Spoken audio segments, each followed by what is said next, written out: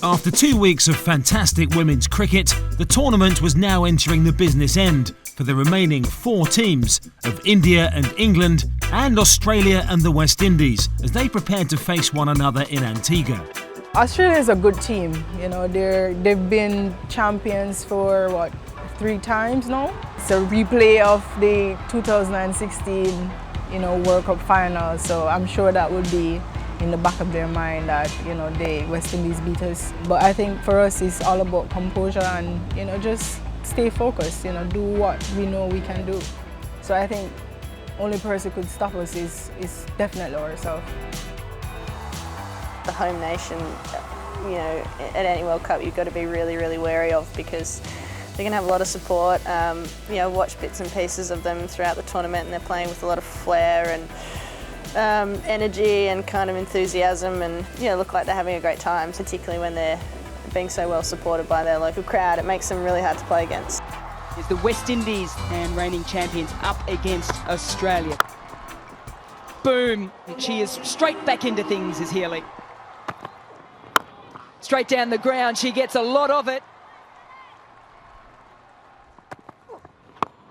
Chipped in the air, doesn't get all of it. And taken. There is the first wicket of the semi-final. This time it's the skipper, Lanning. Meg Lanning was given a lifeline when Kaisia Knight missed a stumping with Australia on 45 for 1. And it would be a costly one for the West Indies as both Lanning and Healy went on to build a solid partnership. That's going to be another 4. This is a terrific innings now. This is going to be out. That one's gone awry and it's past Knight as well. Dotton comes on and gets the big wicket. Shout is catch it, diving forward. Would you believe it? Brittany Cooper, take a bow. A solid 20 overs from the Australians on a not so easy batting track. And once again Alyssa Healy making an impact at the top of the order. Alyssa, that looked like a surface you just had to find a way and grind out a score. Yeah, it was a little bit tricky out there, a little bit different to what we've been playing on, but full credit to the girls at the end there. I think 140 is a pretty good score, so I think if we bowl well, we're in with a good shot here. Oh yes, that is brilliant. Alyssa Healy, you cannot keep her out of the game. Oh, you beauty, what a delivery that is. When you need your star performer to stand up, Perry does that. Now, yes, that's gone straight to square leg. Perry has 2 in 2 overs. Easily done, easily taken. The West Indies falling apart.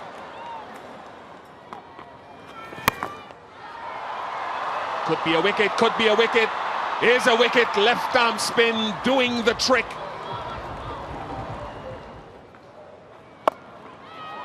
This could be a chance as well. Elise Perry, she doesn't drop them.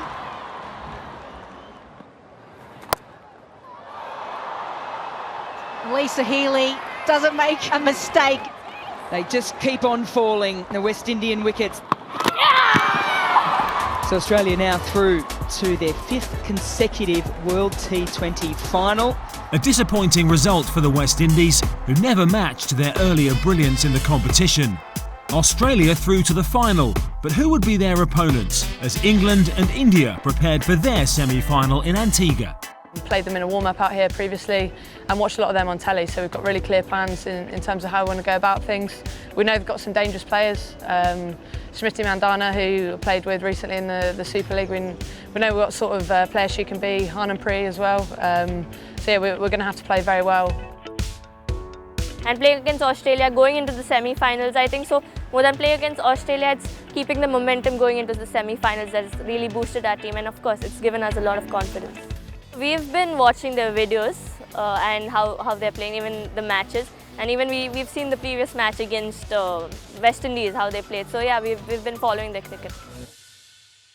Let's go through your team. There was no Mitali Raj in your team in the last game in Guyana. Does she make her way back into the side today? No, we are going with the same 11 we played in the last T20. Okay, not fit or not selected? It's not about not selecting anyone in the team. We are just going with a winning combination.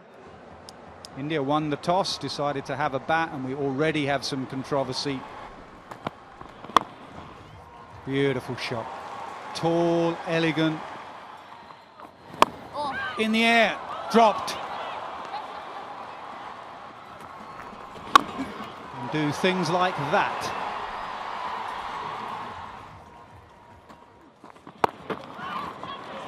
Oh, softest dismissal that you'll ever see. This is a miss hit. Taken.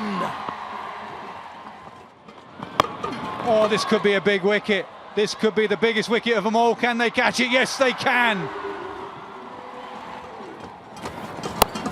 Chips it. First ball. Will it land safe? No. Great catch. It's not the shot. It really isn't the shot. And 4 balls to go. They're going to have to hurry here. India are all out. They lost their last 8 wickets for 23. England have fielded brilliantly. The Indian fans aren't amused with that collapse. England must be pleased restricting India, who've been destructive, to 112. How are you reviewing your performance? Yeah, you know, we've had a great first half, but it's a tricky wicket to bat on, so, you know, we won't be taking anything for granted and really got to work hard to score these runs now. Goes across the crease, it's in the air and it's gone. That's the wicket that India wanted. Straight back over the umpire's head. There's space there and she's found the first boundary. Aerial. That's the good footwork that has created that ability to hit down the ground. She comes forward straight away and she gets a big bit of it, settling underneath it though. Yes, there it is. With England 2 down, India had a key moment in the game. Natalie Siver was dropped at a critical time, with England 30 for 2. It was a very costly mistake, and from that moment on, Siver's innings was flawless, as she and Amy Jones both made half-centuries to take the game away from India completely. Brilliant batting. No one a deep square leg. Both Siver and Jones have played well. Natalie Siver brings up her half-century.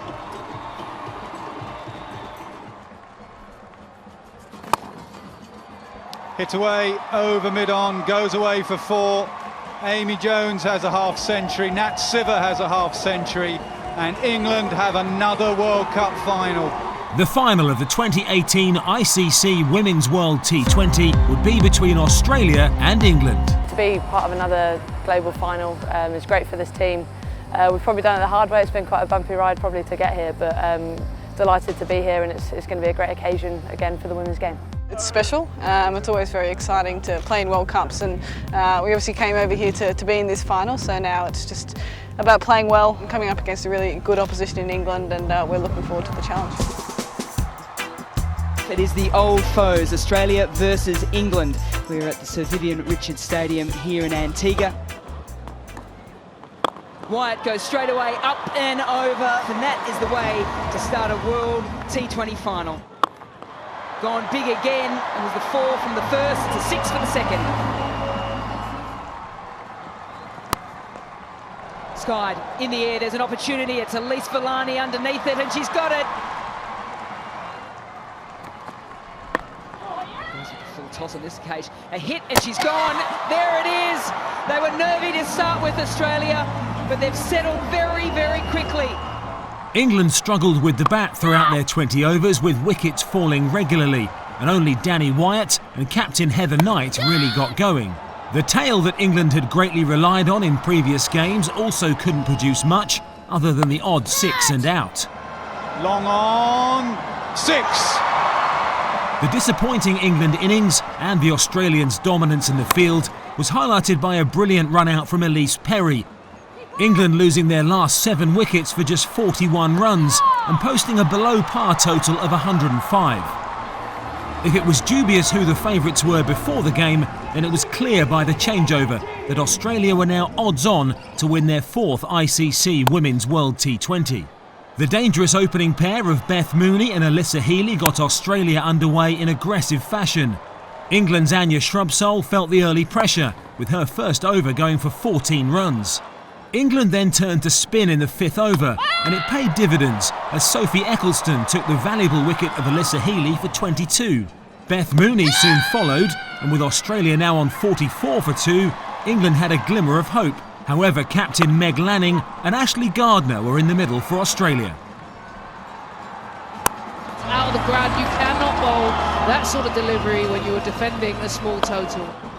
Beautiful from Meg Lanning. One of the biggest ball strikers in the game. That is huge. Takes Australia to 93 for 2. It's gone away for 4. The scores are level. It's 105 for 2. They play tip and run. They get home. Australia, champions 2018. They have now won it 4 times in the last 5 occasions. Outstanding performance. They have completely blown England away. 12 days of glorious cricket at the 2018 ICC Women's World T20, capped with a stunning victory for Australia, the best women's team on the planet at this form of the game.